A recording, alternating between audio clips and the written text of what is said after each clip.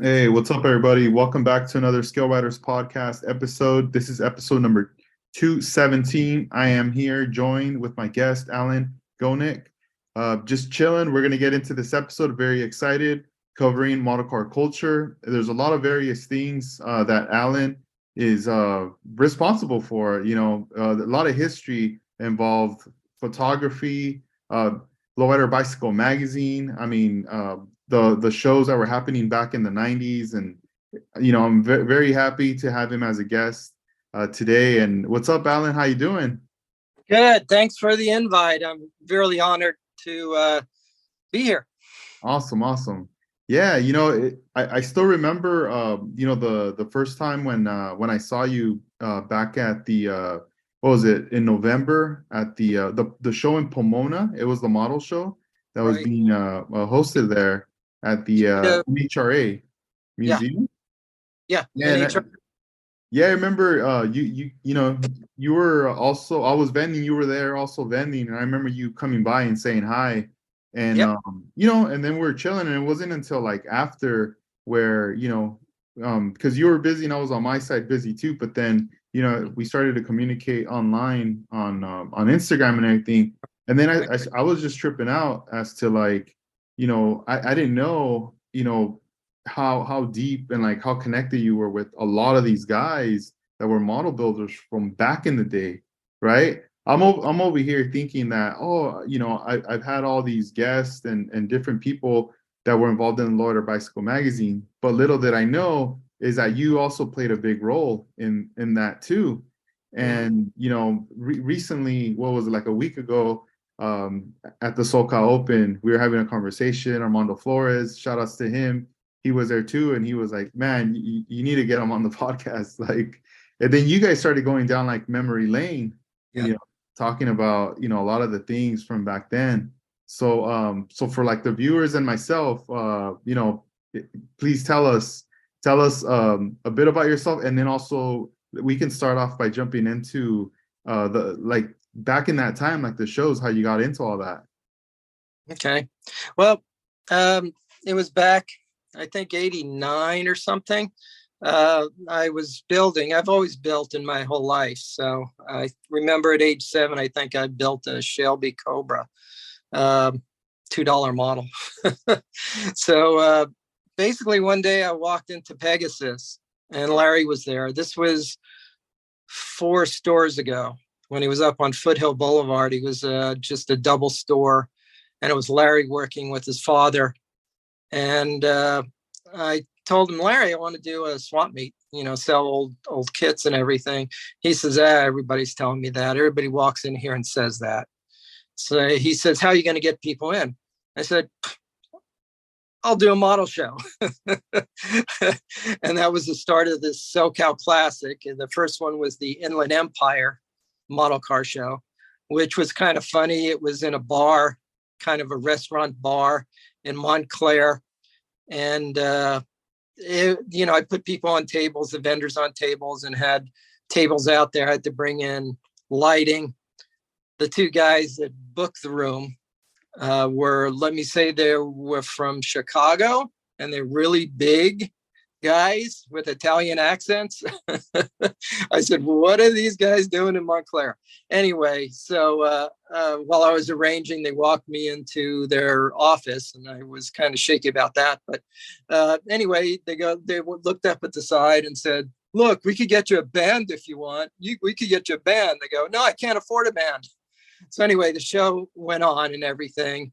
Everybody was having pretty much a good time. All of a sudden, it's July. The air conditioning isn't working that well. They fling the doors open and opened up a bar.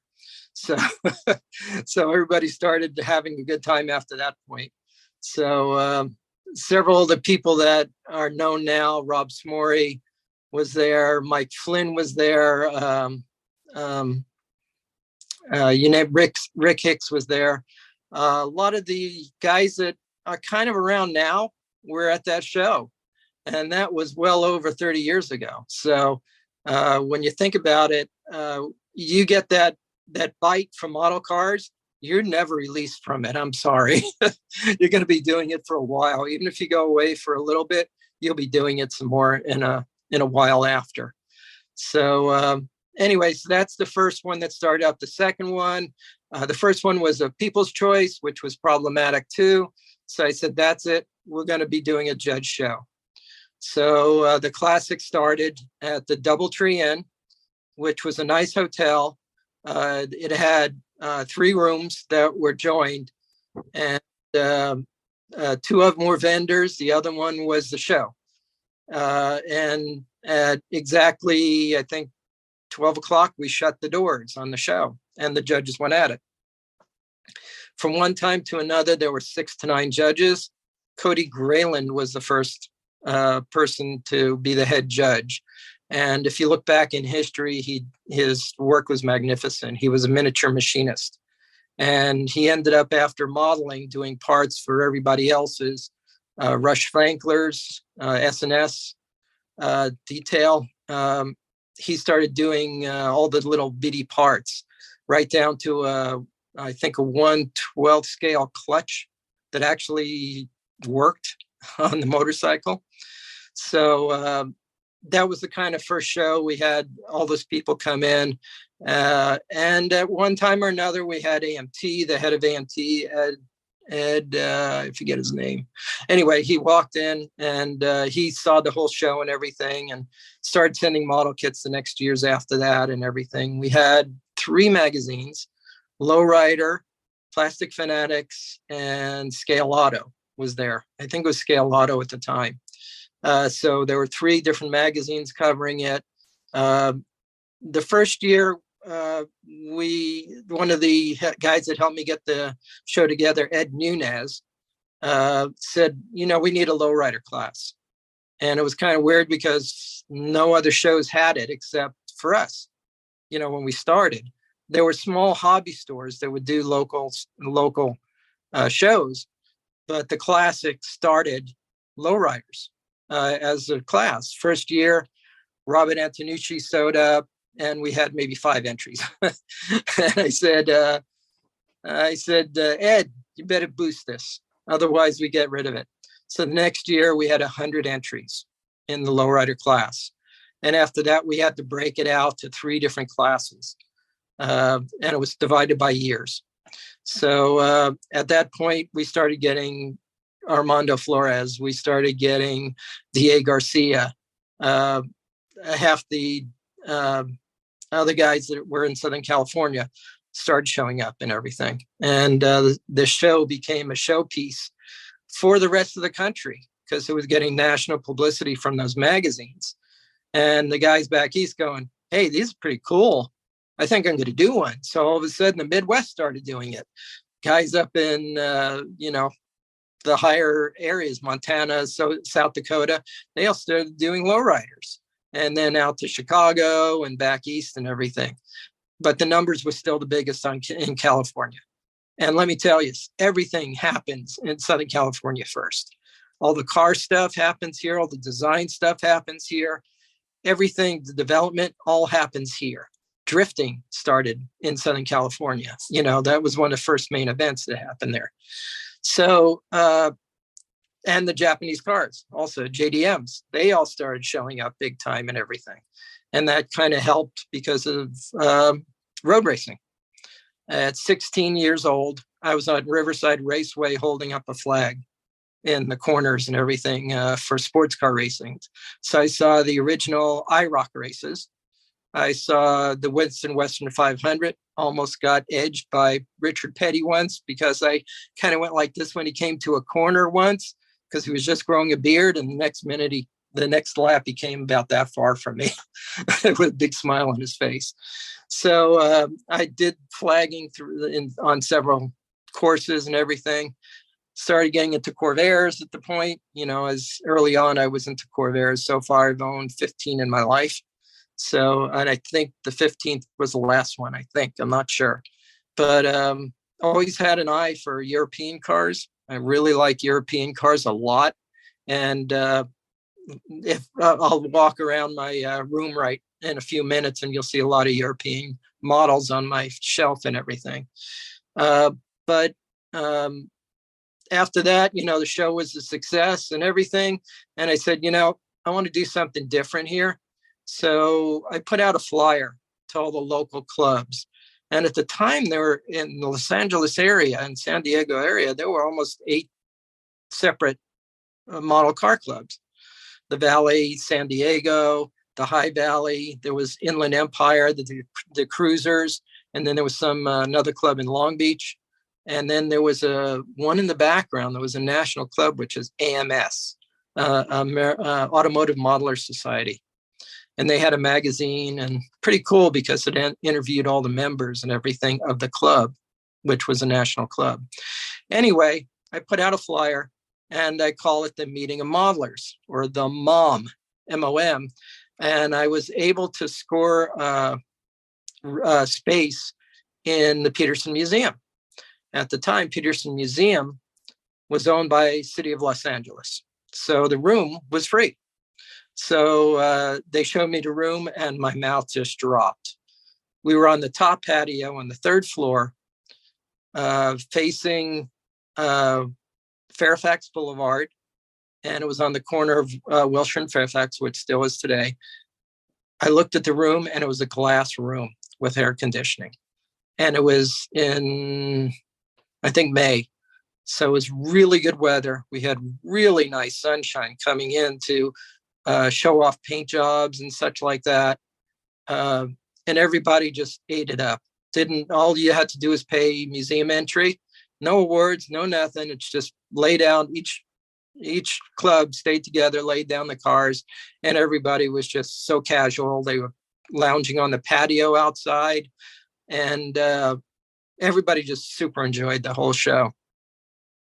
That happened 3 times, the MOM, because by the 3rd one, Peterson Magazine, that's the name on the museum. They helped get the museum. They took it over. And at that point, I think I pulled out because they started charging like big dollars for the room and everything. And I wasn't making anything. I just brought in tablecloths. They did the tables. They did everything else. The second one brought in people. And Boyd Connington was brought in. I could show you a model later on from that, where he signed it and everything. There was Don Emmons came in, who I could show you in the magazine. I had it around here somewhere. He designed all the model cars for road and track model cars. And I think he started going into into model car science. It was the precursor to all the other model car magazines out there. And he laid down all of the original cover cars.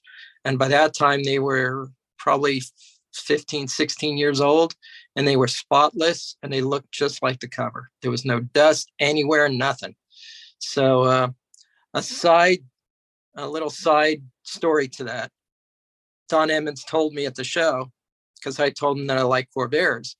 He said, I had the Man from U.N.C.L.E. car along with, what's the other one? I forget the name of it, but it's the drag racing car. And they were on a trailer together. They reissued the kit recently. And he tells a story that AMT called him because he used to build the prototypes for AMT and design some stuff for AMT, along with Bud Anderson, who's the guy in the center, right next to a guy named Jack Davis to his right. Bud Anderson was the cat from AMT, which you see on all the labels and everything on the brand new Stage 2 stuff. Anyway, he said, yeah, I said, Jared, if you want to park the car in the driveway, in my driveway for a few days, that's fine, no problem. So he told me after 3 months, I gave AMT a call. They said, okay, we'll come down and get it. After 6 months, he gave a call. Okay, we'll come down and get it. He said after a year, the cars just disappeared. So I don't know what happened to it. So the original Man from U.N.C.L.E. car, which Gene Winfield designed, and the Piranha. Sorry, that's it. My brain doesn't work that fast. And the Piranha, they were gone. So who knows what happened to them? And they recently popped up somewhere on the high desert and everything, restored and everything. And they were in Peterson Museum. It was fun, funny enough. Anyway, so the mom happened 3 times. And by the 3rd time, the word started getting around and we started getting a lot of very notable people from the Peterson publications, which was Gun and Ammo, Road and Track, Motor Trend. That's all their magazines and everything. So we saw some of the high up guys there. So Leslie Peterson, I think. No, Leslie, I can't remember his name, but he's the assistant curator at the time. He came from San Diego Museum, and he's currently the curator for the museum now. I said, Leslie, can we get some guys to go downstairs? And he said, sure, get some guys together. And that was the vault, what they call the vault now. But back then, nobody got in. It was a work area. So it was a very rare thing to get into the vault. And we saw a lot of stuff in there that you wouldn't believe. Yeah, Leslie called me up later on and said, I need some custom cars for the LA County Auto Show. So he said, I want early 50s customs or late 50s customs from Los Angeles. So the picture I showed you, Jack Davis, he was known as the father of the Phantom. So he had some 50s customs and 60s customs. I called up Herb Deeks, which he's still around different shows. You'll see him. He was selling resin bodies at the time and very excellent wire wheels. And I said, Herb, I need your LA Customs one. He said, okay. So I got a hold of that. And Jack had 2 cars. So there are 3 cars. And Leslie said that was great. So I don't know if anybody's gone to the Peterson before. There used to be a garage with an MG and a Studebaker wagon in it for years. So this was, Leslie rolls up in that Studebaker wagon. And I said, Leslie, that part of the collection? He goes, yeah, but we take it out to drive it so it stays good. So that's, I don't know if you know the Studebaker Lark wagons. They had pushback roofs. So the station wagon back of it had no roof on it. So in essence, it's a pickup truck. But he drove that one down there. And later on, it sat in the museum for years and years. So that was the end of the mom chapter. But at the same time, the day after the first mom, I had a swap meet in Ontario. And everybody go, how are you going to do that? I said, well, it's on the rails, no problem. So we had the first swap meet and somebody said, hey, look, the mayor of Ontario is here, because it was held in Ontario. He was, his brother ran the IPMS in Chino Airport. So both of them walked in and they were just buying kits left and right and everything. So I did, I think, about 5 swap meets. And then, the Peterson the mom was running out and everything. And so I started going with the classic. And I wasn't building anything because I was too busy. So that's what happens when you start a hobby business like that. All of a sudden, you get busy enough and you can't have time to build or anything. So it was hard for me to build and everything, which is okay. I never went into my own contest, which I felt was kind of it was not a good thing for the promoter to be in their own contest. Even though I had no part of judging or anything, I still wouldn't do it. I said I wouldn't do it. And we established in that show sweeps. We had no sweep rule, which means nobody could win every award in a class. And so that way the awards were distributed between people and everything. I created, instead of table cards, I created like little flags so you could see it from across the room where the classes were. The awards were different a few times a year. I think the first one, I have one up here. Sorry, let me go up here real quick and get it down. Things are falling apart around here. So this was the first award. First awards were trophies, excuse me. And these were the second trophies. Man, those are clean, man. They look so dope. Yeah, nobody did plastic at the time. And that's another one. So that had the classic logo on it. This one had the black base. So you can see the year 92. And this was 93. It said first. So that's the first is 93. So that was the SoCal Classic and everything. And then the awards, we did different kind of awards. I don't have the clear one here, I don't think. But we did a clear plaque, and they were three-dimensional. We would put a engraving on the front, and in back would be like a vinyl sticker, and it would have the year, and each class would be a different, each award level would be a different color and everything. So I want it to be different. I just didn't want to give those old trophies away and everything.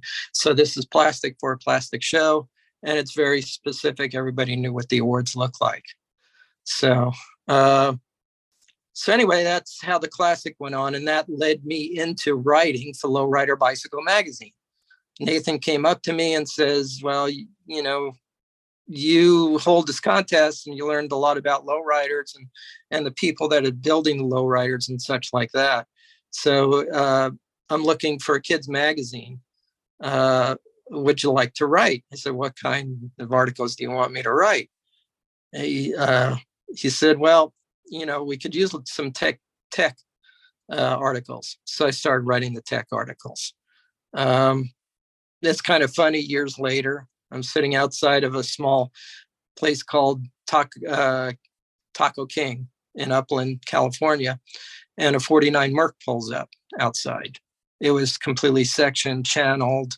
You know, the whole roof was just cut and everything. And I started talking to the guy. He was a young guy, probably in his late 20s, mid 20s. He said, yeah, man, I read those magazines. I just read each page till they just wore out. And I'm going, wow, did I have that impression on somebody? You know, start cutting up stuff like that and everything like that. So that was a big woo for me, you know, see that end up that way. And now you see all the same guys who were teenagers at the show, at the Classic, show up, and now they're the OGs. Right? Which Yeah. on the show, all three of them and everything back then. It is crazy though, the tech articles and just the, you know, the magazine, it definitely did have an impact for a lot of people when they got their hands on it. I mean, I still remember being in junior high and getting my hands on the book, and then, you know, further on until I started high school, and just like flipping through the pages, you know. And I didn't start from like issue number one. Like I started like towards the middle, you know, of the run of the issues when I started getting them.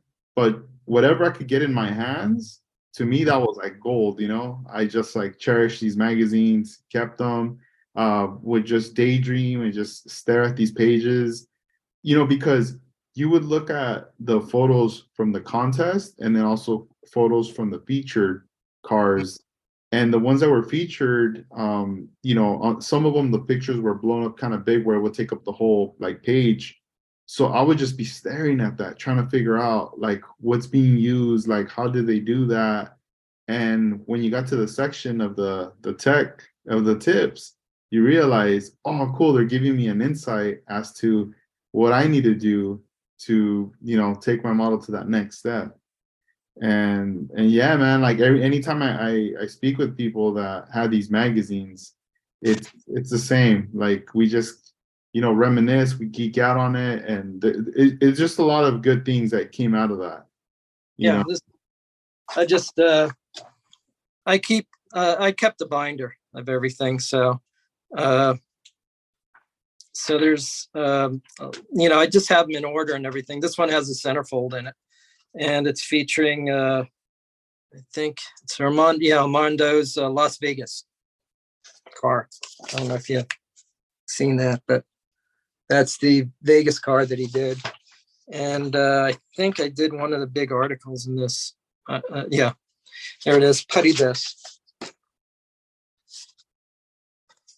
And all these photos were done here in the garage where I'm sitting with analog camera. the old DLSR. So that's film in a studio setting. I took my own models and used them in the background, the ones I bought and everything. At the time, Pegasus was really Mike Flynn and Rick Hicks was there, and they would give me parts to show off and everything in the magazine too. And that was like the newer stuff and everything. And then I built, I think the Chevy, when the Chevy came out, I built that. And I did one called an Easy Lowrider. And it was one, they snapped together Chrysler LeBaron, I think it is, or one of those convertible. And all I did was buy some Pegasus wheels, slap it on there with white walls. And for the black windshield, the surrounds, I showed using a black marker, to fill it in, a permanent marker. And you get a great looking model in hardly any time at all. So it was pretty cool. That's pretty dope. And as far as like the can you tell us about the shows where you were connecting those 3 shows to get like a final award, kind of what was that, like you were like the best? That was like a big award. It was a triumphant type of thing. And what happened was Randy Atwood, I stole from Victorville as my head judge because Cody moved away. So Randy did all the rest of the shows as the head judge and everything, I think for 1 year. And then I got Pat Knowles to do the head judging. What happened was it started catching, and all the people, it was so local, all the shows were so close together. There was San Diego and Victorville and the Classic. So, like I said, Randy Atwood was the head judge. So he matched up a lot of the classes and everything. And we matched who's first in what class and everything like that, the best of shows. If somebody won 2 best of shows and high awards in the other ones, they would be a shoo-in for the triumvirate. So I think Armando got one of those 1 year. It only lasted like 2 or 3 years because somebody would miss one show or somebody another, or wouldn't be the best of show. They would only get a second place or something. So there's no real good matchups in, I think the 3rd year it was like that. And then the enthusiasm was kind of running out for that. But the concept was to put 3 shows together and match the winners from 3 different shows for one big award. And I thought of it, and guess what? It wasn't my show that did that. It was Victorville that finally got the awards, the final awards and everything. And we made up a special award for that. And I think that might have been a trophy. I'm not sure for those awards. But it was a short time. We tried it. Back then it was like, throw something against the wall and see if it sticks or not. And so that's what happened with the lowrider class. Like I said to Ed, I said, Ed, you better get this going. So it was not only Ed, but it was at the time, I think Pegasus Whittier was open, and Diego Garcia was there as the shop pro. And up here, it was Rick Hicks, and he built the Grapes of Wrath, the 51, I think it is, 51 Chevy with the real incredible paint job and everything. Rick was very creative person. And at the time also, what was really funny is they were starting to do Pegasus wheels. They were designing Pegasus wheels at the time. So there was influence coming in from Rick and from Mike, who was a drag racer. And I always asked for custom stuff to come in. So it was kind of a synergy at the time. The good thing is that the Classic, when it happened in Ontario, Pegasus had really good day, probably the best day next to the Christmas holiday for business, because everybody would be coming in for that, including people from out of state. All the vendors from out of state came in. We had 2 or 3 resin people to come in. Mike Walgren, Ray from R&R would come in. And then there was other S&S. Rush Vankler would show up. And Roy Sorensen, of course, would show up with Plastic Fanatic magazine. And so the Classic started blowing up like there's no tomorrow. When you went to the Classic, you were busy all day. You weren't, if you weren't busy all day, the first few shows, Mark Weller had a send out for Chrome. We had Bud Anderson cutting up a car right in front of everybody. And that was his art. He was the Barris of model cars. He was the guy that employed Barris and the Alexander brothers and the rest of the customizers that made custom parts for the AMT cars, the extra, all the parts packs and everything like that. That was Bud Anderson. So, so we had a lot of people coming in there. Another thing that I started when the seminars started running out, I did what they call blind modeler. That isn't PC now. I would call it the blindfold modeler now. So anyway, basically we put five guys on a table. This was when the showroom was shut down. So I wanted to have everybody hang out and the vendors, do good sales and everything like that. So anyway, the crowd started growing. Five guys on the table. They were thrown a sealed box, and normally it was a snap kit, maybe even a car snap kit, because we put airplanes on the table. We put tanks on the table, and they would normally snap kits and everything. And we give the guys like 15 minutes to try to go at it and build it. And some parts happen to fall off the table every now and then or get shifted from a tank over to an airplane, things like that, So it was entertaining for everybody, including the modelers. They said they hated it, but they said yes every time I called them up to the table. So sooner or later, that's going to show up again, I think. It was a fun time and everything. So anyway, that's what occurred at the Classic, and it kind of set the pace for other shows. Victorville, I think, started like a year or two after the Classic. San Diego was already running, but Cody and I sat down along with Ed, and I'm trying to remember the other guy's name. Anyway, John, I know him as John. He used to do really excellent European cars and stuff. Automobile and miniatures was his business back when. They aren't around for years. But we sat down and started hashing through the outlines of the classes. The little rule book on the back of the flyer. And whoever popped up with a show here and there, somehow they had a rule book to go by. At that point, it became a standard rule book. And that's why we were kind of able to match up those classes and everything for the Triumphant. So there was one in San Bernardino, which all of a sudden showed up out of nowhere. Oh, it's Route 66. So I looked at the classes and they copied my classes exactly, it's right off the paper. So it became kind of a standard. And I blended the judges also. Cody did a good job. He was an incredible automotive builder. Pat Knowles was an IPMS guy, and he built everything from planes to ships to cars, but he stayed in cars a lot. Drew Highwater from San Diego, NASCAR, big NASCAR guy. If you open up old Scale Auto Enthusiasts, you look at the NASCAR parts, and that's Drew. So we brought him in. And then we took out half the staff of Pegasus at the same time, too. Mike was a judge. Rick was a judge. Jack Davis was a judge. He wasn't in he set out his category and stuff.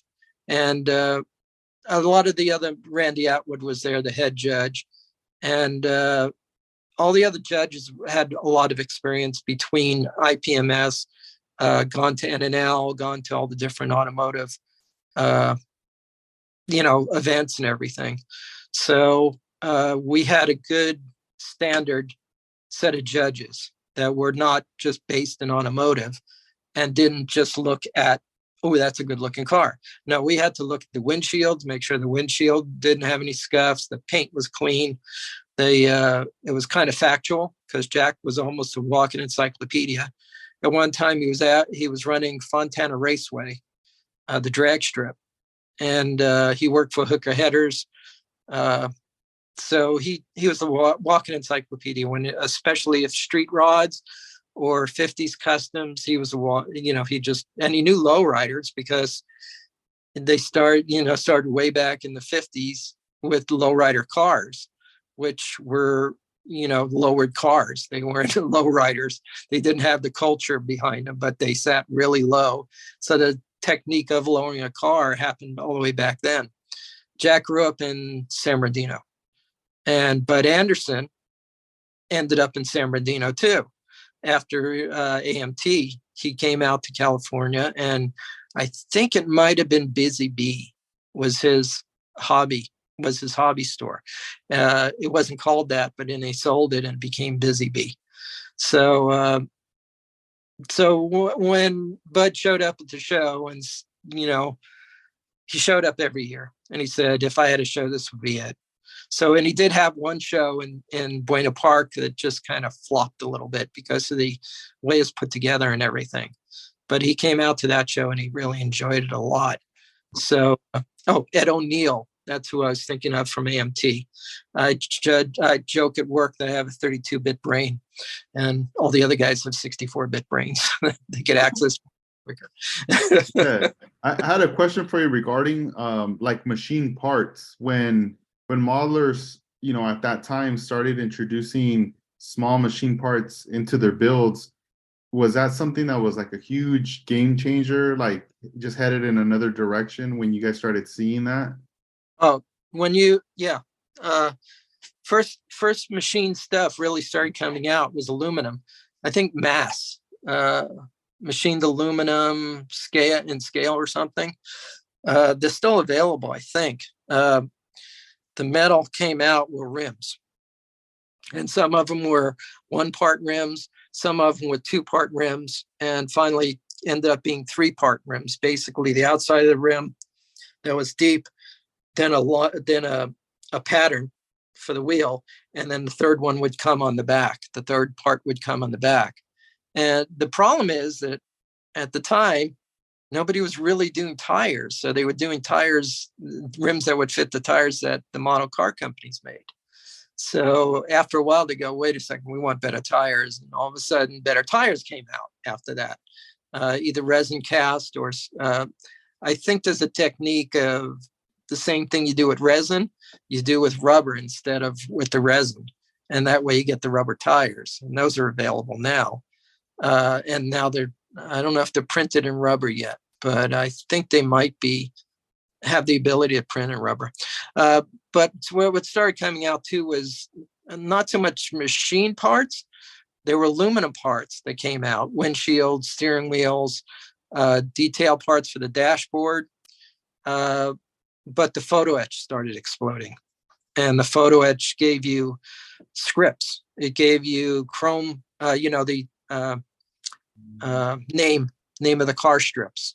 You got the strips going across the cars and everything. Bare metal started showing up at that point too. So we had bare metal foil going. So all of a sudden, that was kind of, you had resin before that point to do some customizing, but with the wheels, there were 2 or 3 major manufacturers. Photo etch, there were 3 or 4 maybe 5 major manufacturers. Rush Fankler was one of them. R&D Unique did white metal, a cast pot white metal that, in fact, let me do this. I don't know if I could get it real well on this. I don't know. I'll try to do a focus there. I don't know. Could you see it any good? But that's a white cast metal carburetor. So that was available at the time. And you can see there's a lot of super detail. By the way, I don't know if you know the old trick about the gas filter. it's an electronic resistor, and it looks, you have an orange band to it, and it looks like it's full of fuel. So there was a lot of this stuff. Oh, the alternator on that was white metal also. So a lot of stuff started coming out. The dashboard, I don't know if you could see it or not. I don't know if the lighting's good enough, but there's it's like a photo etch. I don't know if you can see it, but photo etch dashboard started coming out. I think this also had like wheels, photo etched disc brakes to it. So the headers I made with solder. So that's solid solder. So they started coming out with all these detailed parts, the brakes, everything else. Again, the wires were there, and they're getting better scale wires and assorted colors and everything. So until that point, I don't know if anybody saw the older cars used thread for the spark plug wires. There was no wire out there for it. So all of a sudden it just exploded. That was the machine parts were just the something that naturally occurred at the time in pursuit of better detail and better looking cars. And it ended up the cars popped off the table right off the bat, with the wheels and everything on it. So I had a 44 that I sectioned and chopped, and I had a set of wheels on it that were okay, some Japanese wheels that I put the Ford hubcap on it. But then I bought a set of those aluminum wheels, and it just popped right off the table at that point. So Mark Weller kind of had a drop mouth when he saw it, because all the work that was done on the car, the paint job, and that all combined and everything.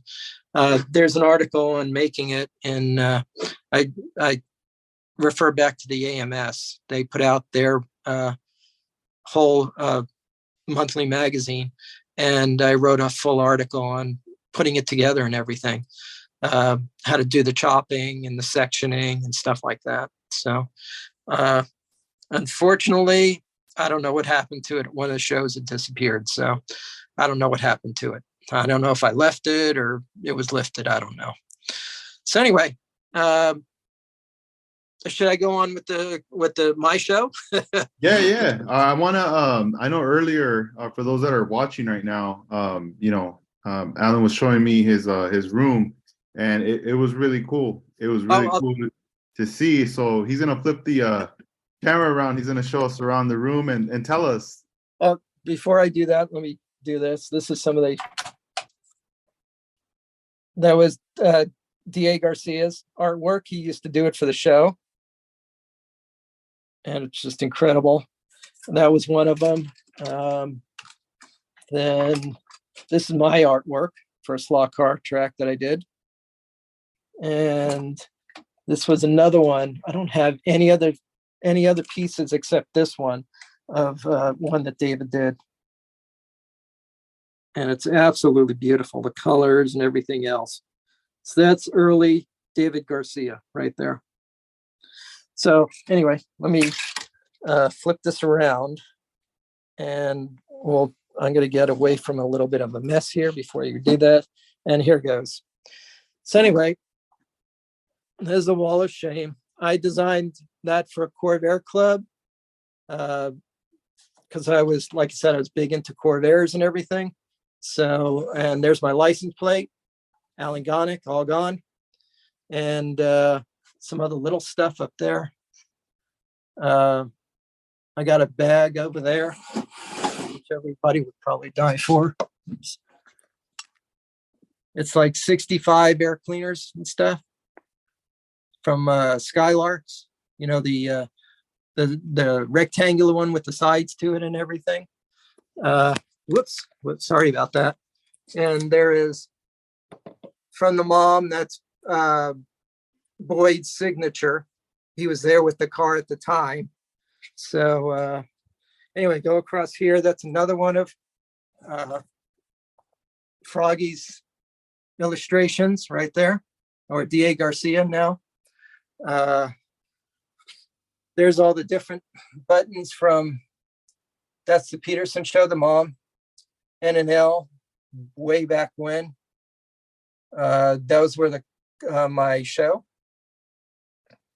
Planes of Fame, and there's GSL. And I worked on something called the Tomcat at Northrop at the time too, and the Gordini. If you don't know, that's an Italian car. It's a Fiat. And there's the Cruising Nationals.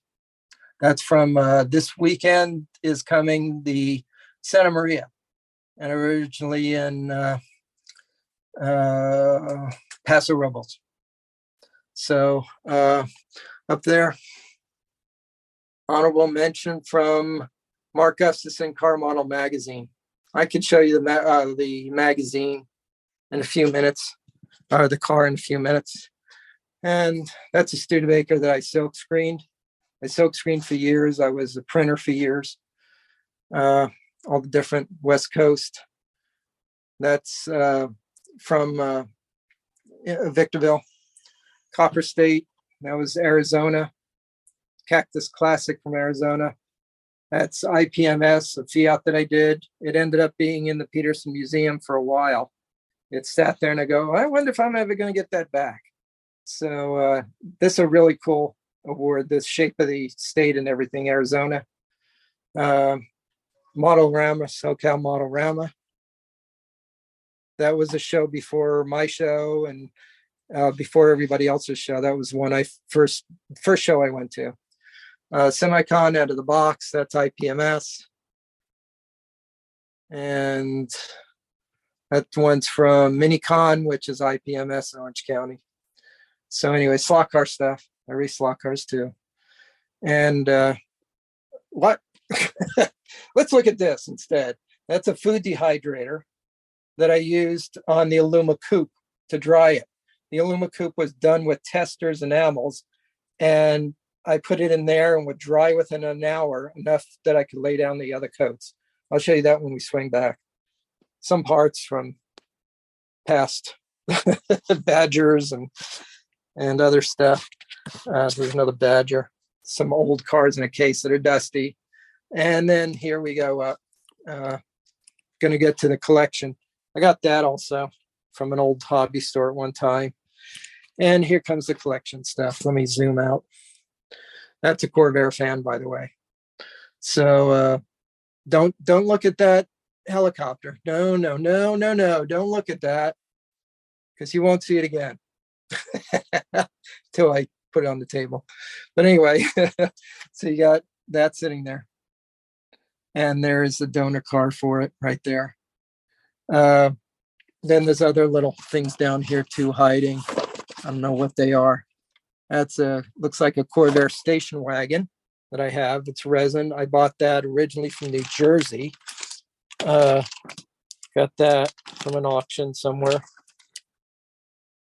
It's an old Ford control car. I cut up a lot of Volkswagen buses at one time or another. So the auto transporter, which is up there, all rusted out, right down to dirt on the wheels and stuff like that. And so these are all filled with parts. These are all my parts boxes now. They're very big boxes. That's why I kept them. Ooh, the Testy Baker. And this one I showed Nathan, and he kind of really liked it a lot, which is this right here. That's a very cool looking car. Anyway, so there's all the other stuff going up there. Tamiya Lotus. That would be a Tamiya Alpha, and Hellers, all Heller kits. And I like Citroen TCVs. So this one is a very special one. It has, you can make it into an early 2CV, which had a Ripley hood, and it had resin fillers in it too. So it has resin parts to it. So that was sitting at Pegasus for $11. So, and it's almost a complete kit with the bicycle and everything else. Going over to the 170s up there. And I owned a truck like that at one time or another. The Borden's is really cool. It's a C cab, and a Carnegie. I have several kind of playful roofs with that one. And then I've just been collecting some old stuff from the 80s and stuff like that. An SVO, Fiero, the Avanti. I always liked the Avanti, never built it. Mustang 2. I want to do something really bad with that. Shalenko, 120 scale. I saw it, one of them, in the Roadster show. They had one in the Roadster show. And that's the only time I saw it. But he had a box like this sitting in the seat. Big 120 Porsche. You know, these kits already, but here comes the stuff. See, there's the one I talked about earlier that disappeared from the driveway, was the Man from Uncle car, which is Corvette powered, and Gene Winfield designed it.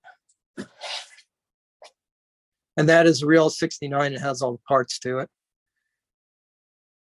And that's monster tires up there. This one's sealed because it's a true 67. In other words, the difference between a 67, that's a 69 with that light sitting, with that light sitting right there by the bumper. This doesn't have that. And I also have on the inside of my house a Corsa, which was only produced 2 years. So I resin cast the dashboard and made it available. I could make it available again, but it was only 2 years, and it's the sports model that has a special dashboard and such like that. So let me go down here, move this stuff out of the way. I'm currently using a Pache that was sitting around, so I bought a little rack and everything. The compressor's down there, all the little bottles and everything, and my collection of nail polish, which I really like to use. It's really good lacquer, and it's cheap to get a hold of, and you can get assorted colors. The different thinners I use, Gunzy for almost everything, Gunzy thinner. And I had to smuggle in some denatured alcohol from Arizona for water base. So didn't see this in California. So you can't get it in California. You have to go outside of the state for it and everything. So that's the roll around tour here. There's not much more to see. You saw all the rest of the stuff and everything. The case is filled with all different kind of knives and such like that, and paraphernalia, and silkscreen that, the name. And there's the Mercedes put together by somebody else. Really cool looking car. And there's other stuff in here, but Skyline. I built a drift car. I don't know if you saw it in the what was the one we just went to, the show we just went to, the Best of show. So the SoCal Open. Yeah, SoCal Open.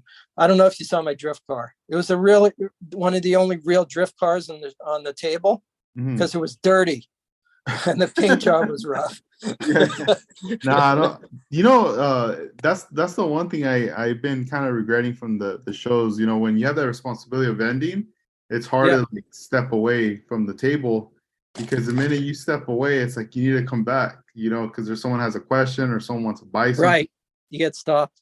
Yeah, and you're like, oh dang. And at this last show, my friend was there, but then at some point he had to leave in the morning, and then it was like, all right, I'm stuck here now, so I couldn't jam. Damn, that looks nice. Yeah, it's one of the Craftsman. There's only one problem, that fender.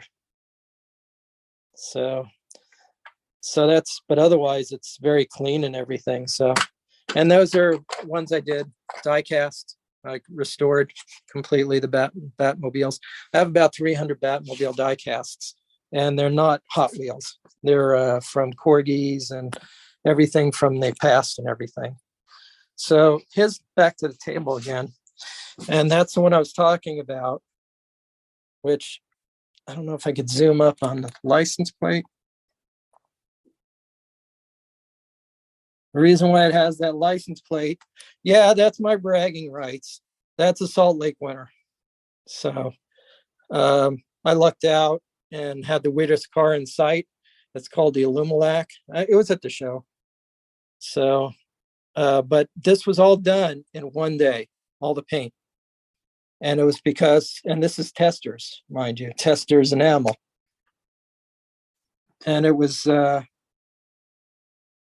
built all the wells, fender wells, and and the pants. I built the pants, and so that they felt sorry for me, so they gave me an award at Salt Lake, I guess. So it's called the Klingon Cruiser Award. So the other one, you saw for those who don't know what this is. Oops, sorry. It only has one door on it because it's a Citroen Trifo. So it only has one door. And I did all the brass on it.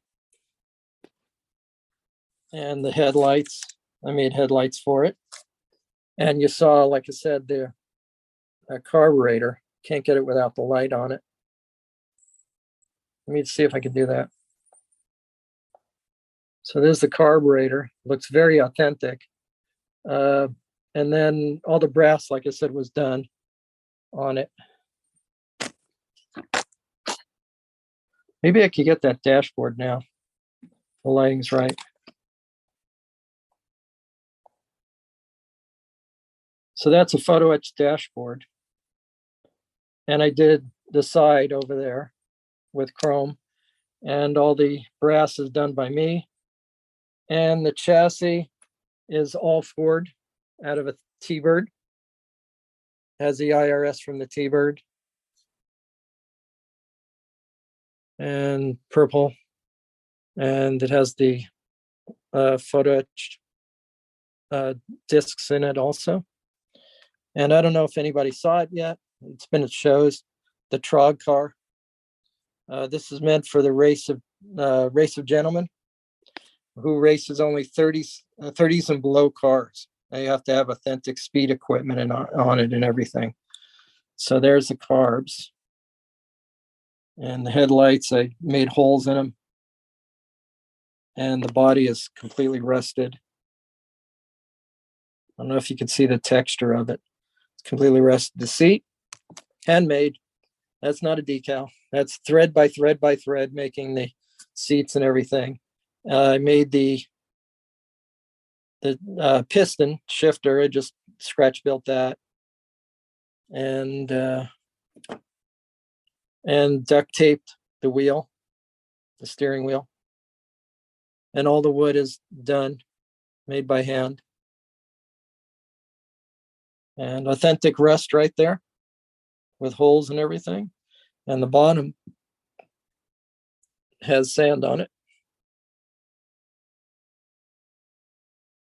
And I had to play with the suspension, the shocks on it. That's me. You see the rods coming through back there from the original suspension, because the Butera chassis sucks, basically. The chassis on it is really bad. Those were from a Corvette, and I put foil. I had a chrome tree that was really flashy, so I broke off the flash and used that as backers for the lights off of a Corvette. And so that's the view, overall view. And let's see, the trailer. I don't know if anybody saw the trailer yet. This is all nail polish completely and airbrushed. I really had to search for the naked lady hubcaps. So, and that's a fade. I don't know if you can see it. That's not lighting. It's actually faded from brown to kind of silverish. I'm proud of this thing too. If I can get it out and show you guys.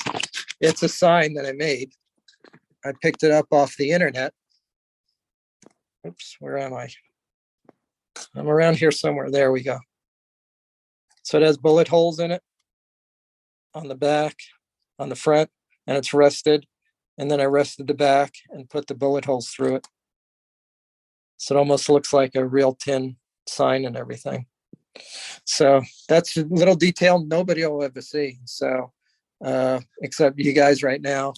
And there's the flag and some boxes.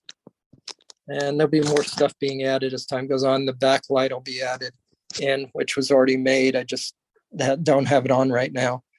And so those are some of the cars I have out. The Fiat, excuse me.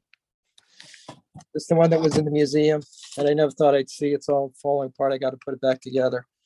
But the decals, the roof is completely decals. And the checkboard was cut out and I put on individually one by one. And there's actually no roof on this car. So I don't know. Have you ever heard of Gunzi High Tech cars? If you No. haven't, look at that photo etch. That's photo etch. Yeah. So is the grill. And so the wheels are photo etched completely. The engine isn't in it, but the engine was incredible. You could see this kind of a hangover there. I wish I had the engine. I think it might be in here, but it's white metal. Yeah, there it is. It's a white metal engine that they made.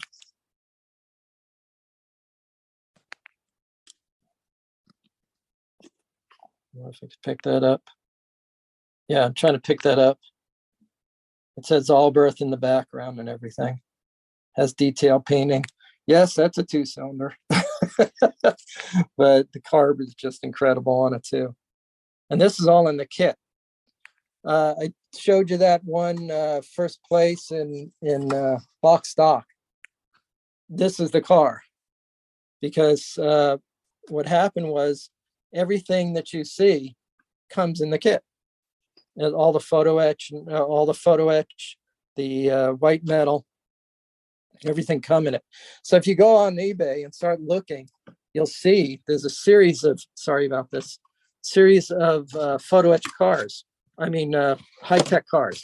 Ferrari 250, Alpha, a bunch of them. There's several of them. So I'm just going to dig in here. You know, this one you probably already know because it was the cover car. If I could get it out.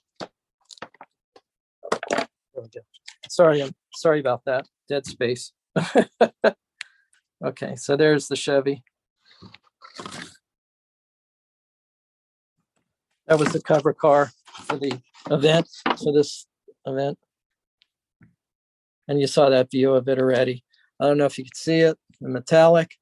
That's sprayed straight out of the Tamiya, is it Gunzi? Tamiya spray paint. They have a clear, trying to remember what it's called, but it comes with flake in it and everything like that. And that's where that flake comes from in the paint job. So when it comes to this, it was the whole blower, the aluminum, those aluminum tubes that I made. The blower did not exist on this. So I made all the whole housing for the blower, and the belts were a kit that came in. It does all aluminum belts, and the wires actually have wire combs on it. I don't know if you could see that. It's off to the side. On the one on the top, you could kind of see it on the right side. So what's special about this is, or what's weird about it, is that it's 53 front end, Corvette front end, molded. I made the front grille special. And the paint job is, was hard to do on the hood to get it right, because that's a merge of a 53 Bel Air. It was a 51 Fleet Line hood molded into the Corvette, and then the 54 back fenders that have skirts on it. And then I went into work. I work at a dental school where they have a lot of 3D printers. And they said, could you help me make the back lights for this car? So I made the master, and they said, sure. And they printed it in clear. And I made the spear on the back just from a piece of plastic. And that's what it looks like from the side. So that shows what you can do with 3D, not only just regular parts that are made, but you could also have custom parts made too. And another feature was the widow's peak on the windows. I did both the front and the back in widow's peaks, which is another 50s custom type thing that you don't see too often anymore. So it's a widow's peak on the back. So I also made the inner fenders that match up to the engine. Those are all scratch built. The side fenders are there, but the rest of it was all scratch built after the fact. So paint job, again, that was spray bombed. The whole thing was spray bombed. So, and masked and everything. On this, there's something called Frisket, which is a very thin plastic coating over paper. And you could see through the paper on the backing, so you could trace along a line if you draw it. And then you just use an X-Acto knife and do the lines and everything. And it just lays down as a film where you want it. And you can see there's no bleed on it. It's hard edges on that. So when you do it, in fact, it's very hard edge on that moon. The reason why the moon is shimmering, that was my first foray with in painting after years and years. And I was using nail polish with flake in it. The problem is, I wanted to smooth it down and you lose the shimmering when you do that.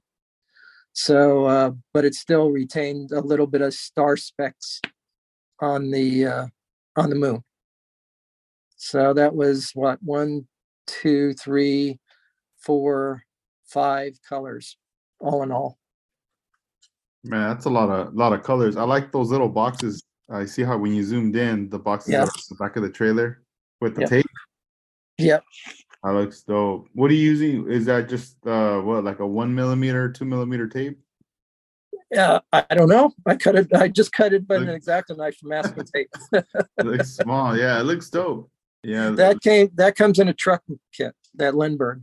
Oh, okay. They come printed. But the AMT had at one time, and I got a copy of it and reproduced it, on a copier and stuff like that. So, and that's, by the way, that wood is like a veneer. At one time, one place was going out of business, bought all this veneer. So I have that, and the same group of veneer was on the street rod. That's all veneer. So it has a stick back to it, but I don't use the stick back. I just glue it on. So, so anyway, that's some of the stuff that I have sitting around. I don't know what's this. This is a truck. I don't know what's in this one. This is a truck that I put together. It's complete wood, handmade wood and everything. Sorry about that. So this has a slip-off hood on it. That slips off. And there's the prize right there. That's incredible. I love these supercharged engines. And the carburetors came from a Porsche, I think. And the air cleaners came from a sprint car. They were so beautiful, I couldn't pass it up. And I don't know if you're noticing this stuff. Talk about photo etched. There is the hose clamps that are photo etched. So you see the wire right there. Linkage go right across the other linkage. And that's a paper clip built in. And that's the old Lincoln. It's available in that AMT kit right now. This AMT kit has that engine in. Whoops, where is it? That one. That's the engine right there. So, but again, the air cleaners were added and stuff like that. So there's the back of the truck. This is completely wood, all scratch built. Whole dashboard, wheels. And let me flip this, has the photo etch plates in it. And there's the rest of the car. Man, that looks amazing. One thing that stood out to me is what you pointed out, the widow's peak on the Yeah, custom car, like on the front yeah. and then the back. That, yeah, you're right. That's something I never really see now, and I don't hear anybody talk about that or do that to their customs as of now that I've seen. Actually, it came on a regular car from the factory, a Kaiser. Kaisers came with those widow's peaks from the factory. So the customizer saw it and started grabbing it. And I was reading another custom magazine, and they mentioned widow's peaks on it. So that's where it came from. Uh, also, let me swing you around here. Did I show you the original art from Dr. Garcia? I showed you, but I don't know if did I show you this stuff already? Yeah, yeah. Okay. Let's show Okay. the viewers though. Oh, okay. Yeah. So that's original art from D.A. Garcia. Get some glare off of it there. I have it framed. That was what the shirt was made off of that you had seen in the awards. And this is Jack Davis. That was from 93. That's the logo. And those are the awards from the previous year. And those are the diamonds. That was the Inland Empire show. And this one is the SoCal Classic. And Jack did pretty much the airbrush, the awards. He did everything there.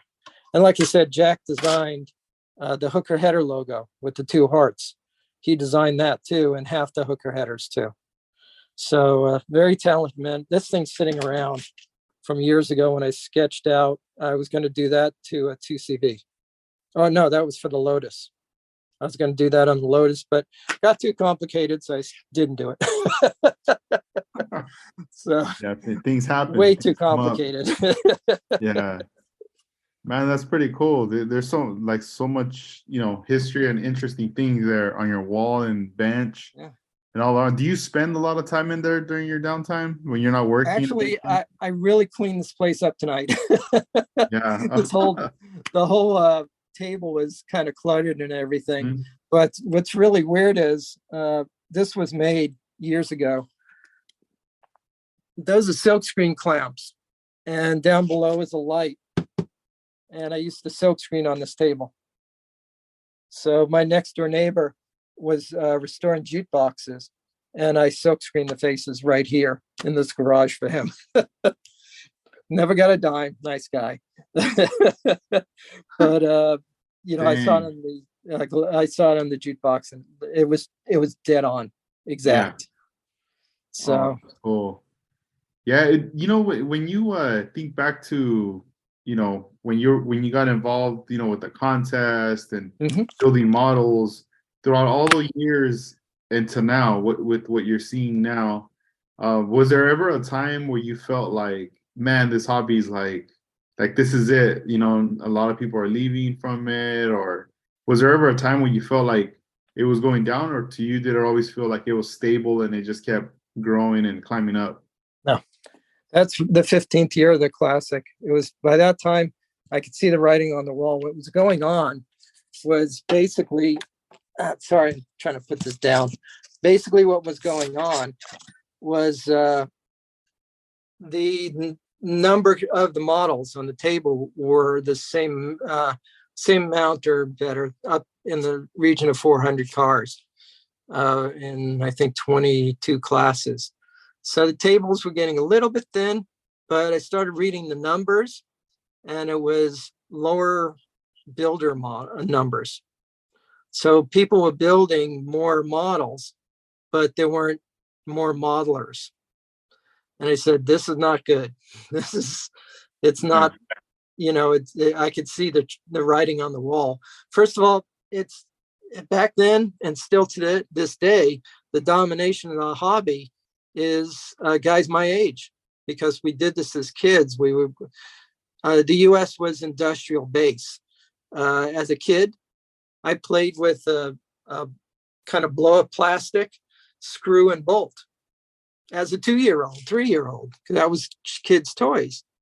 So you were born into turning a screw, knowing what industrial is, not being afraid to unplug the toaster and see if you could fix it. or a fan or a heater or washing machine or something like that, you weren't afraid of it because you were born into it. And things like, you knew what a motor was, you knew what electronic parts on the inside were.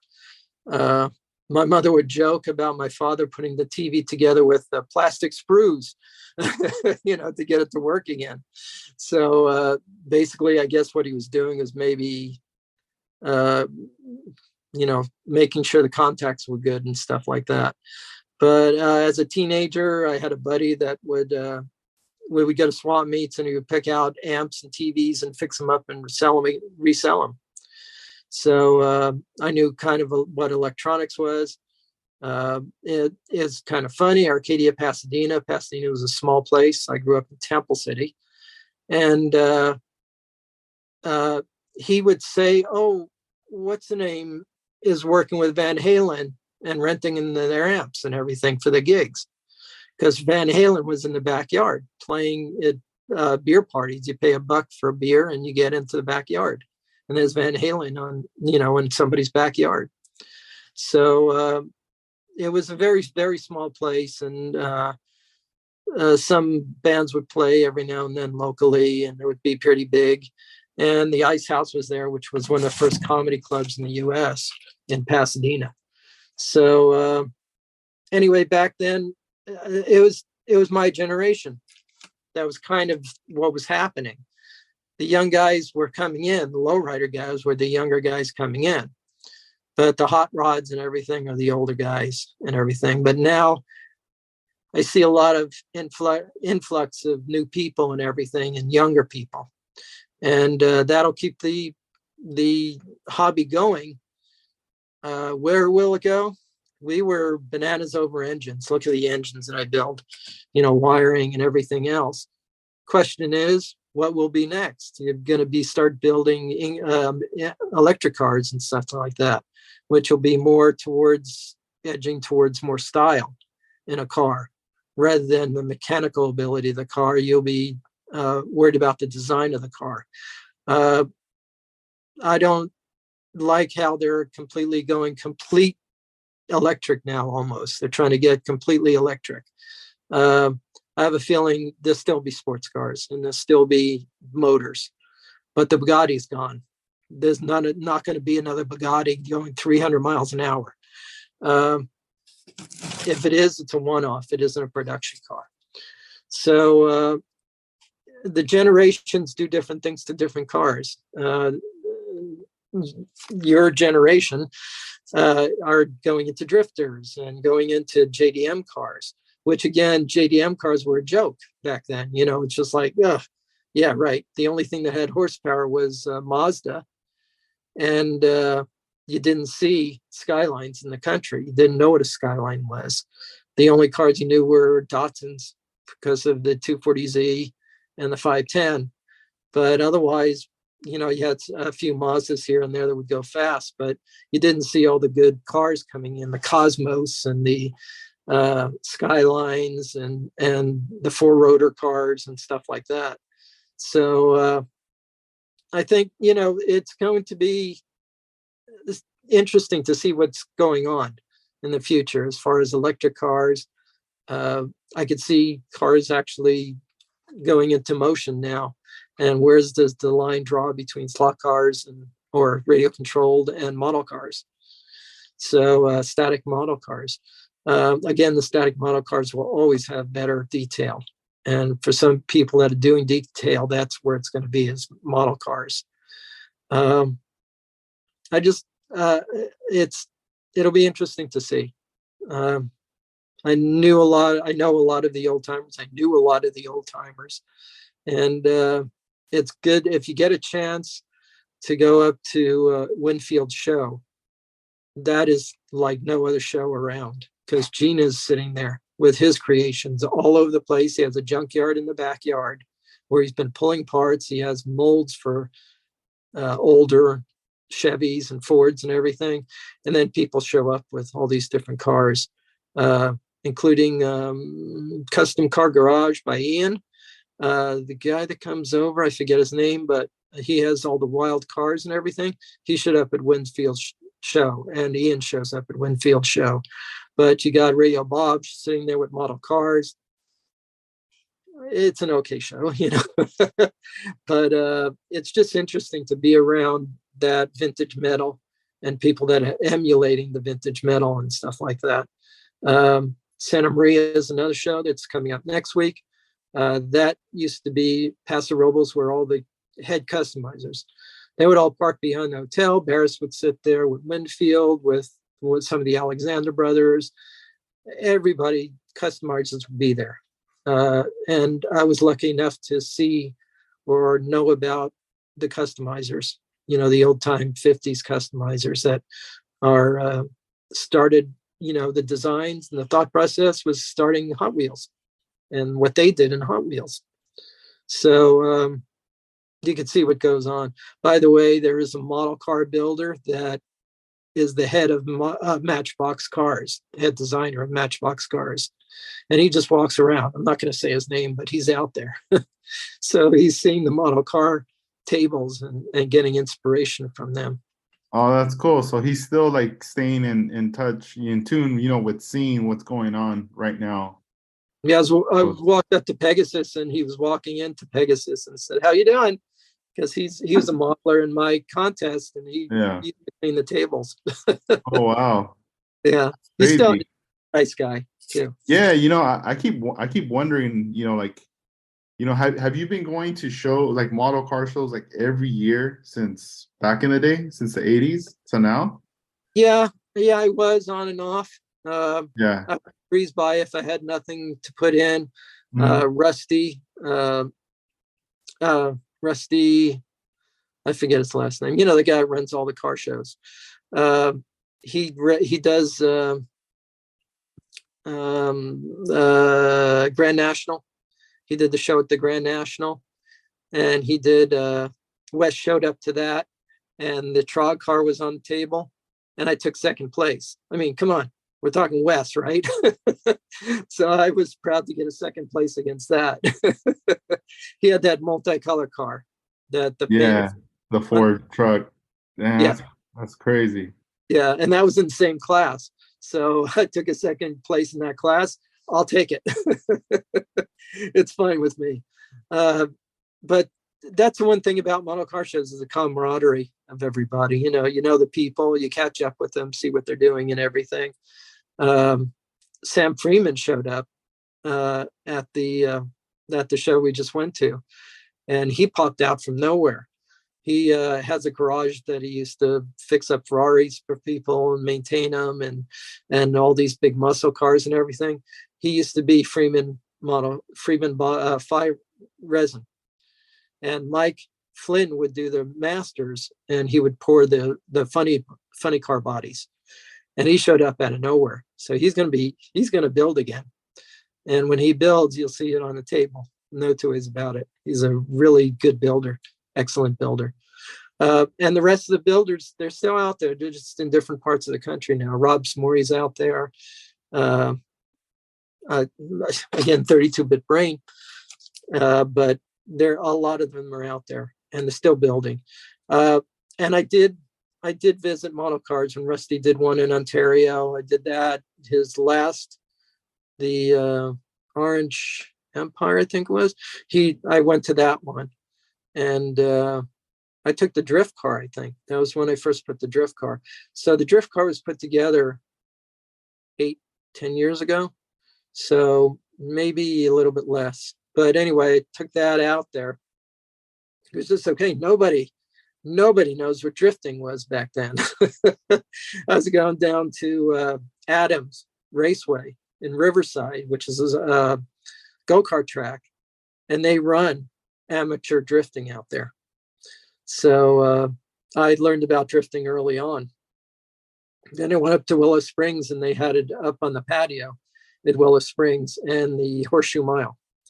So, because I went out there for a road race to do photography, and caught a lot of drifters out that day too. So it was pretty cool to see all that stuff. And it's really fun to see amateurs. Yeah, that's pretty cool.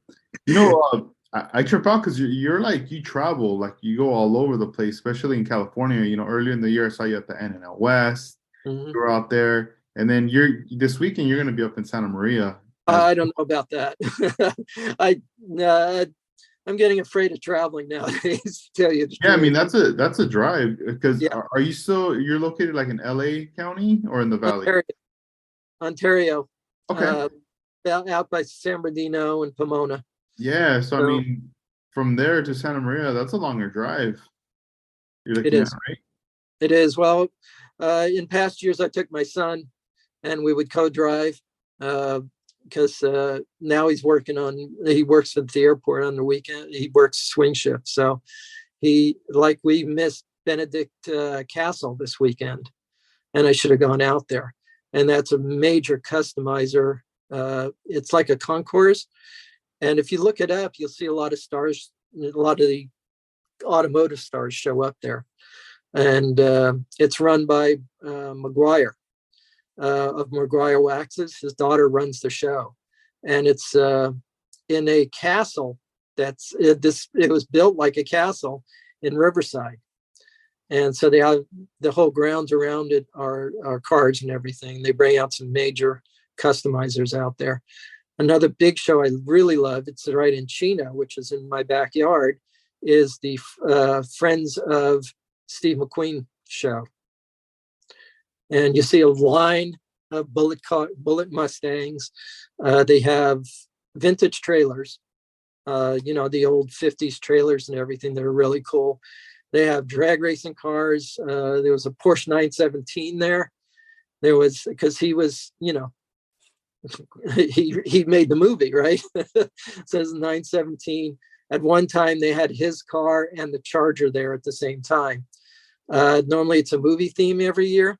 And last year, 2 years ago, it was the Steve McQueen affair. I mean,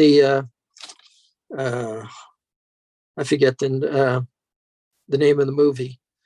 It was a something affair. And he drove three different cars, which was a Rolls Royce, a Ferrari, and a Corvair dune buggy in it. And all three cars were there.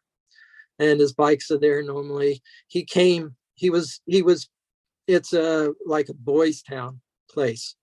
They rescue young men and everything and teach them skills and everything. And Steve McQueen came from there in, I think, the 40s. So that's a very cool show. Trog, the Trog car that I built, that's happening at least once a year now in a place called Flaybob Airport, where they're flying over dual wing airplanes and everything, the old biplanes overhead, while these cars are drag racing. The 20s and 30s cars are drag racing. Don't they do one like that in Santa Barbara? That was in Santa Barbara at one time. Okay. They gave up Santa Barbara. It was actually up in Pismo 2 years. Went to Santa Barbara one year. It got rained out really badly at Pismo. They went to Santa Barbara, really good show. The Orange Crate showed up there. There's a model car, the Orange Crate. It's a 32 chopped, and it has like a mid-engine. It was a drag racer and everything. That was there, and it did an exhibition run. And the bikes were out there and everything else. Basically, they have somebody with a flag that jumps high in the air, normally a good-looking girl, and they drag race for an eighth mile, which, blinding speed. You're running flathead fours and flathead V8s. You have blinding speeds at the end of the trap at about 50 miles an hour, maybe 60 if you're lucky.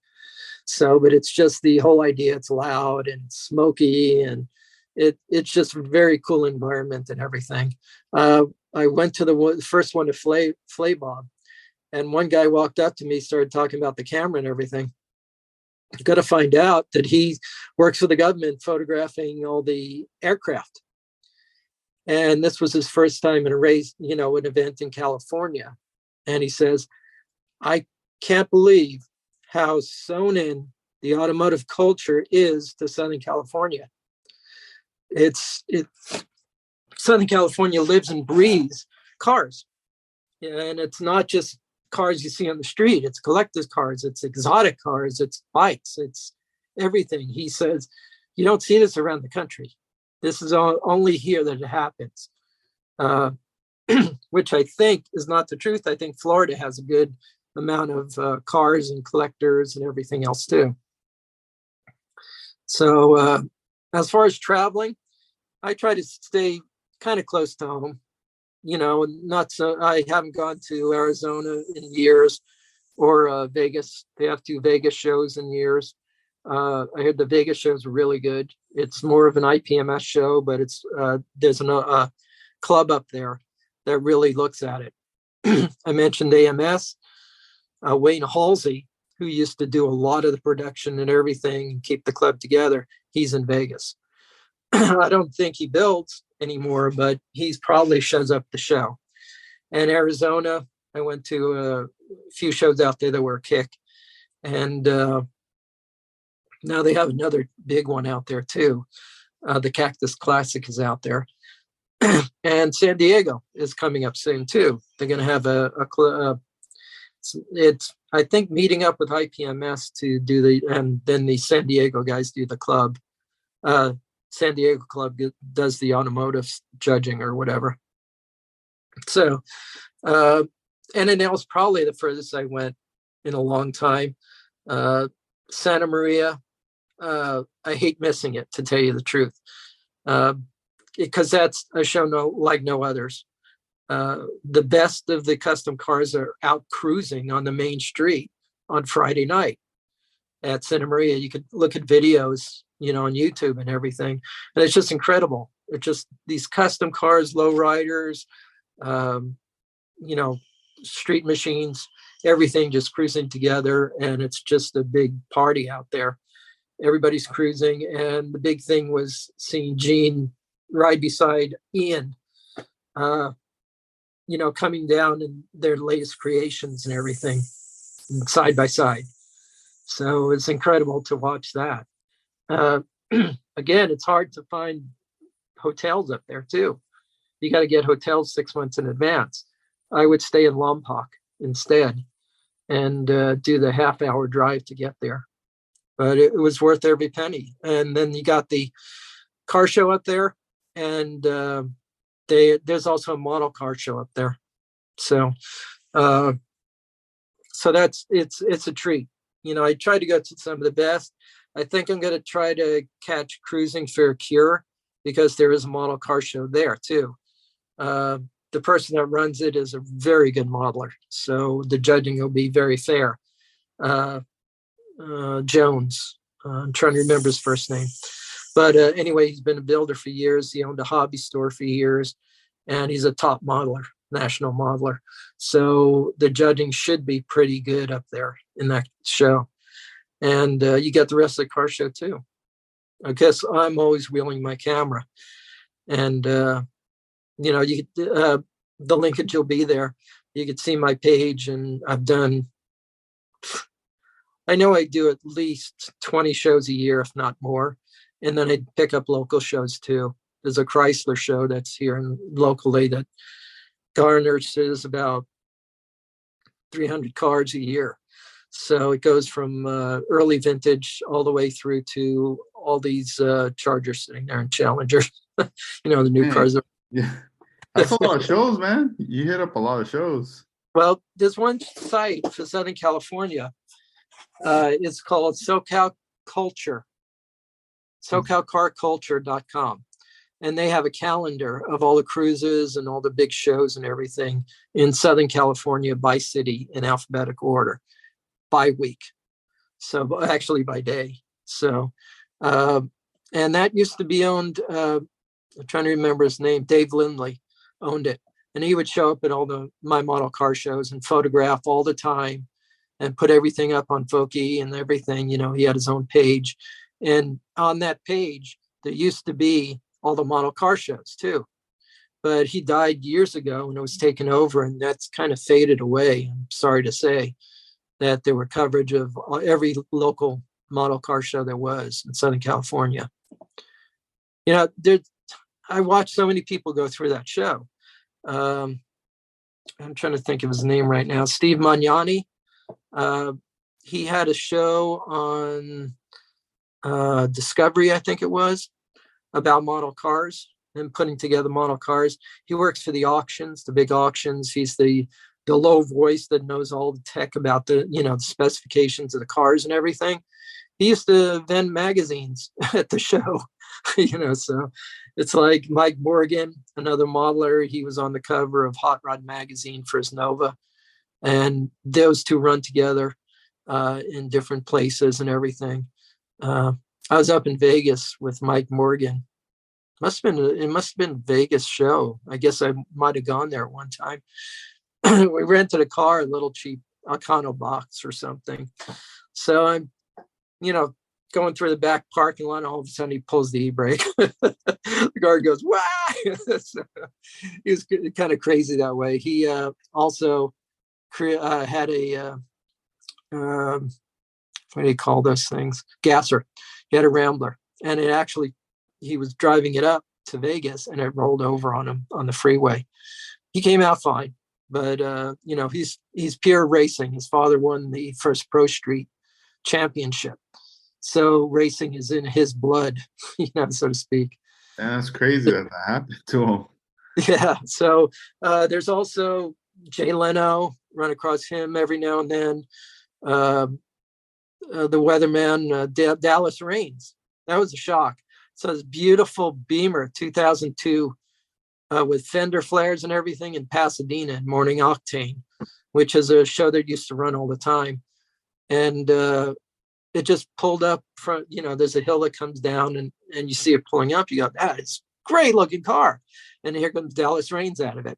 And I started talking to him. I said, "Do you race it?" He goes, "Yeah, up in Willow Springs all the time." So another time, Adam Sandler. I was up at Willow, and I saw Happy Gilmore jackets on all the guys that are go-karting. And I said, "Where's Adam?" He goes, "Oh, he's up the hill somewhere," because the garage was up the hill for the go-karts. So we're walking up the hill. This guy's walking by with a hat and glasses on. And I go, "Is Adam up there?" He goes, yeah. I thought I saw him up there. I walked 2 steps and said, no, I want a photograph now." And that was him walking by. Oh, wow. So, yeah. So another one is Adam. What's his name? He did the Man Show. Anyway, I was up at photographing at Laguna Seca, Mazda Raceway, whatever they're calling it now. And my buddy was running in a 510 Datsun. He raced 510 Datsuns.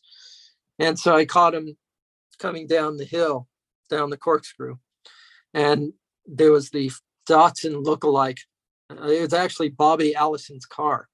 That was a BRE car, Datsun BRE car, prepared by BRE, but Allison raced it by himself. And it had the same markings and everything, same livery as a Datsun BRE 510, which John Morton was running in the right time. So I caught him, another one, and they all were in the front. Adams was in focus. Then the other two, the guy behind him was one of the fastest guys in the 510, and then a third 510 coming down, and they were focused for the first car and then slightly blurred for the second and completely blurred for the third. His people called me up and said he wanted a picture. So I said, okay, if I could deliver it.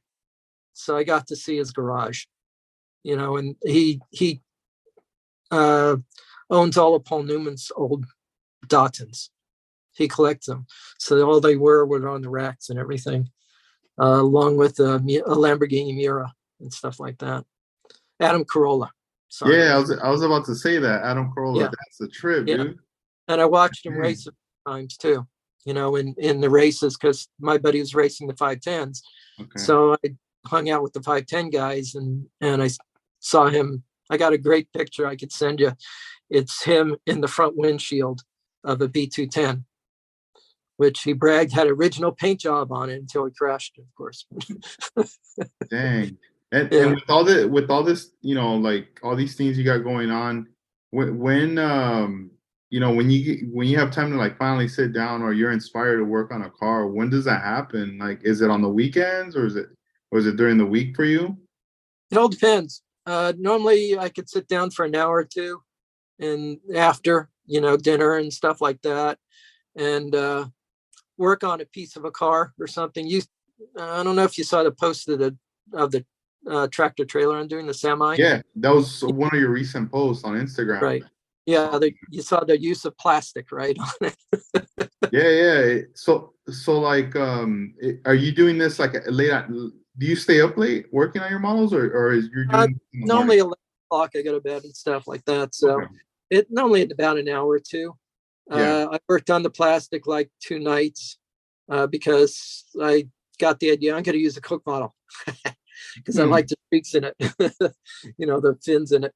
So I said I like that, but it took a lot of work. I had to cut up 2 different bottles to get what I wanted. Then I figured out I better do the sides and flat plastic and then match the the Coke bottle to it. And so it worked out pretty successful at the end. It's still in construction. It's going to be a Mad Max Waste World type of thing. And so amazingly enough, I said, Larry, you have any barbed wire in scale? He said, yeah, we might have some downstairs still because they produced it at one time. And it's Pegasus brand and everything. So I went in second time and bugged him, and one of the guys went downstairs and got it for me. So it might be some of the last in existence. I don't know. So that's going to have the barbed wire on it. Been picking up 3D printed uh, cabinets, toolboxes. You have a trash can that looks incredible. It has the little handles on the side and everything, the plastic handles, and has a lid on it and everything, like a Rubbermaid. It's incredible. That's So, crazy. Do you ever yeah. like think, man, I wish we would have had this back then with the 3D printing? Oh, yeah. Oh, yeah. You had to do everything from scratch if you wanted to. Some resin casters were making toolboxes and stuff, and you could pick up some of the tools from some of the older kits and everything. I don't have it because it isn't in good shape. My Ford, which was my big foray into a lot of the contests and everything, is a 4-door 40 Ford. Uh, it was a Ford, like a dual cab, and then had a wood bed just like the orange truck had and everything on it. A lot of detail on it. All 4 doors opened. I made the whole back end completely, and the doors and the insides and everything all together. And that had, I got a photo etch set of tools, or no, it was white metal tools.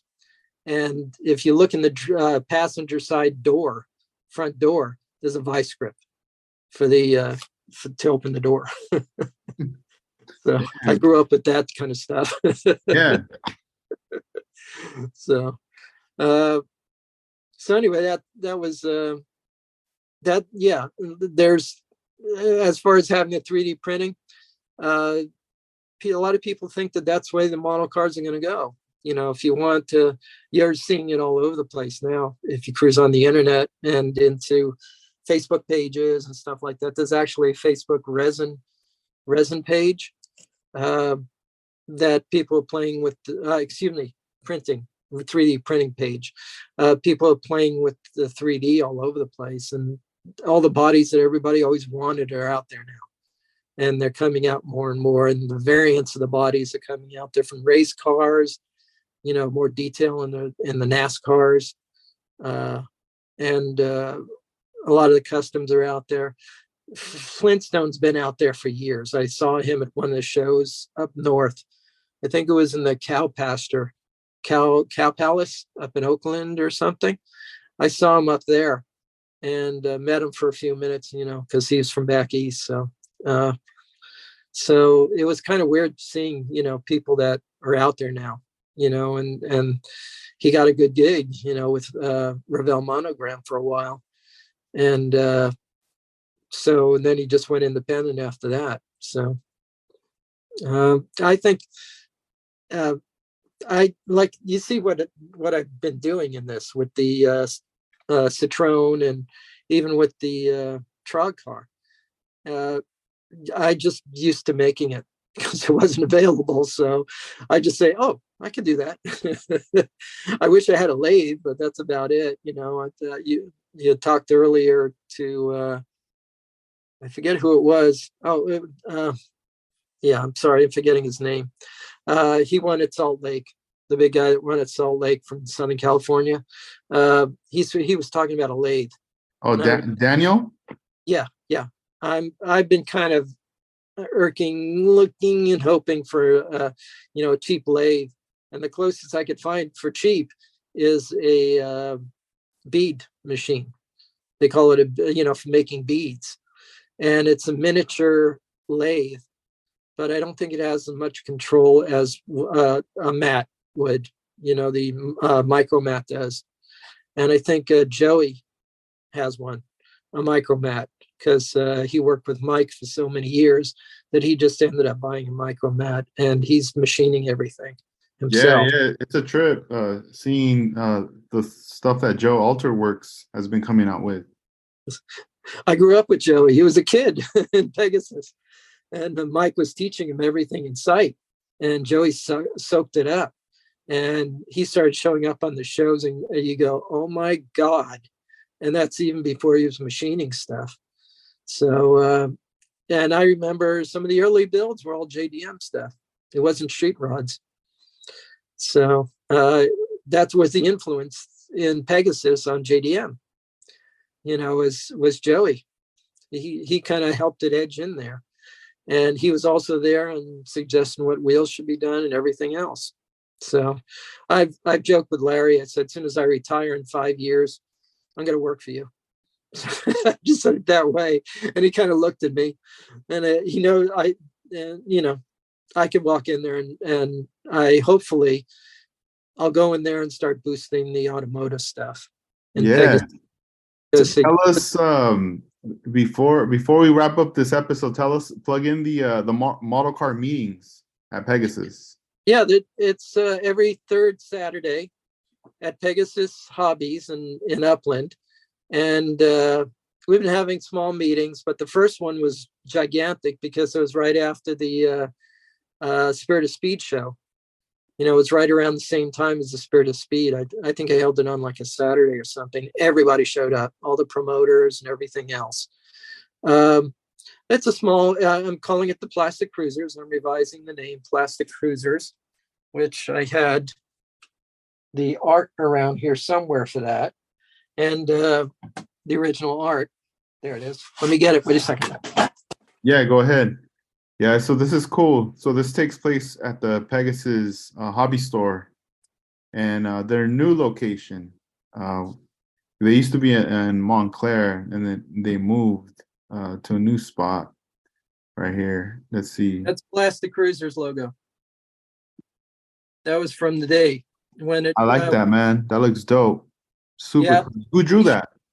It's really cool. The thing is that the Plastic Cruisers would walk into a show, and that would be the end of the show. It was that type of thing. We had a lot of Mike Morgan was in there. A guy named Mike Parrott was there, and he was the first one that came up with the telescoping antennas on cars. It would physically telescope out, and he had all super detail and everything. Anyway, getting back to the meeting, the good part of the meeting is, first of all, we're sitting in this little room, and there's all kind of garbage around you. And you're going, oh my God, look at this. And it's old, accurate miniature Chevys are sitting around, prototype parts are sitting around, because here's a secret, guys, if you don't know it, that's Mobius. Pegasus is Mobius. That's their company. So all the Fords that are coming out, all the pickup trucks, those from their design there, and a lot of the artwork flows through there. A lot of decision making is flowing through there. Larry, the owner, is the one that's doing it, and the guys behind the counters are kind of putting input into it too. So I could leak this. It's going to happen sooner or later. There's something called a Mercury F-150. For those who don't know, Ford did not make cars in Canada officially. So they had a Mercury. They didn't have a Ford F-150. They had a Mercury F-150. And that is being produced as we speak, so that's going to be out there. And I kind of nudged Larry and said, do you know what an Arcadian is? He goes, no, I never heard of Arcadian. And I showed him and I said, this is a 64 and 65 Arcadian. He says, wow. Because he already has a Nova kit. So it's just a grill modification that looks like a Ventura, more like a Pontiac front end, and a few chrome strips and everything. And I'm talking to him, trying to convince him that he can make a Canadian Nova now off his molds already, that he just has to do 2 modifications and some photo etch, and he probably hasn't made. So that's a non-official leak, but it's he has open ears, but it has to be really good reason why, to what he's doing. We were sitting around and he said, what do you think of this stuff? And I said, ooh, I want that grill for my truck.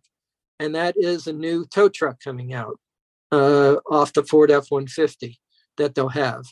And it's super detailed.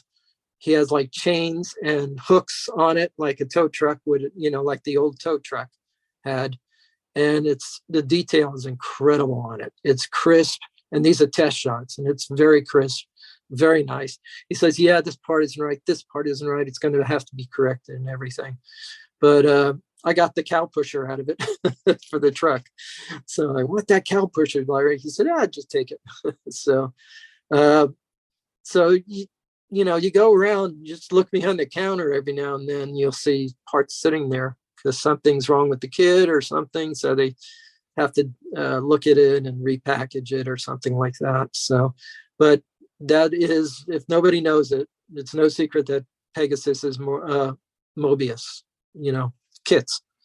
So if you're hot on those kits and you're in town, you could buy it right off the shelf. There's no rarity to it whatsoever. They have more than enough stock on the shelves. And if you haven't been to Pegasus, if you want to come down, it's like I said, third Saturday night.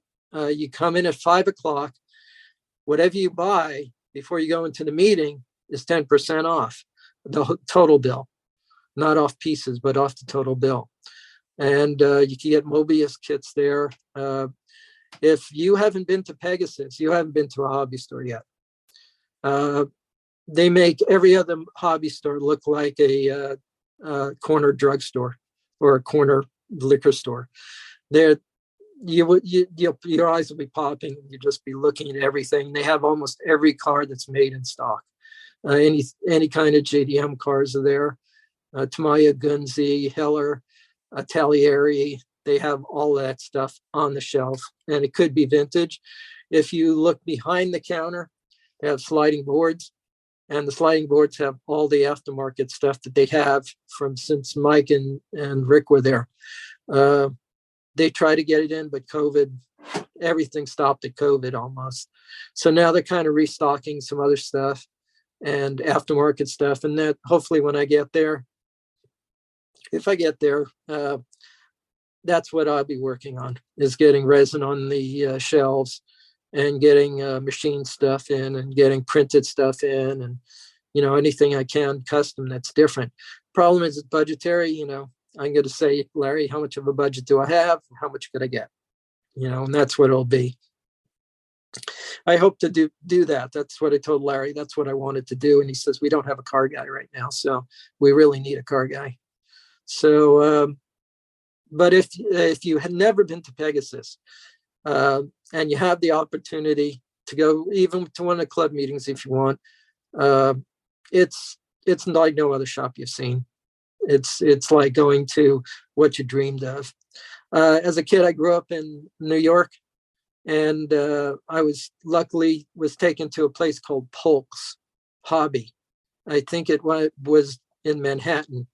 It was 5 stories of hobbies, and the third story was slot cars and another story was airplanes, another story was cars, another story was model railroads and everything. And it was just incredible just to see that capability of it. And since then, all the other hobby stores have died off, really. The big hobby stores, Hobby Shack is gone, really, Oh, well, yeah, Hobby Shack, right? It's Hobby Lobby is the one that took over, which is great to watch their sales too. They have discount sales and everything. They're really good. So, but otherwise, the internet opens up everything. And there's also car auctions on there if nobody knows about it, Facebook, that you get on there for a few hours and just watch these things go by, and you could bid on them if you want, or just see what kits were out there, vintage kits that you didn't even know about. And the guys will be chatting about it and everything on the side. But they run up into money, because they're collector cars. So People start getting into those bid wars right there. yeah, they do. Believe me, I've been there. Oh, yeah. I bet. I said, "Oh, I want that," and all of a sudden, some guy bids another dollar over you, and you just go dollar per dollar, and finally you say, I'm done. Yeah, say I'm tapping out. That's it. Yeah, I don't like to spend over $20 or $30 on anything, so so I try to confine my pricing and everything. So, No, right on, man. No, that's cool. Well, hey, yeah, it was this was awesome. We got to do a follow up, because I feel like there's more history, more things I could talk all night. and I feel like there has to definitely be like more parts, or even like a future episode pairing you with someone from back in the day too would be pretty awesome too, because I'm sure there's some stories and things that will come up in those conversations. There's a guy called Jim Bunch. He sponsors a lot of the awards. He's a crazy guy, and he's a graphic designer, and he wins wherever he goes. So yeah, and he's still around. He still shows and nice. everything. So Nice. No, that sounds cool. Well, yeah, we'll keep in touch, and let me know, for future, and I hope to see you in Pomona this year as well. I'll be out there at the again, like we were there last year, so hope to see you there at that show. I don't know if I'll be vending, but I'll definitely be going. Yeah. I'll be there for sure. And I just want to shout everybody out too that was like tuned in from the beginning and still tuned in right now. Viewing and also for the episode's going to be out the audio later this week. So thanks for tuning in. The links will be on the description once the episodes are out. So this way you could check out Alan's photography, and I'll be linking the Instagram and also his Facebook page right there. So this is 65 Lokes checking out. This is episode number 217, and thank you again, Alan. This was awesome. Thanks for listening. Yeah, no, thank you, man. This was dope. This was definitely dope. Thank you. So you have a good night, and we'll keep in touch. Thank you so much. Yeah, no, you're welcome. Thank you. Bye. Peace out.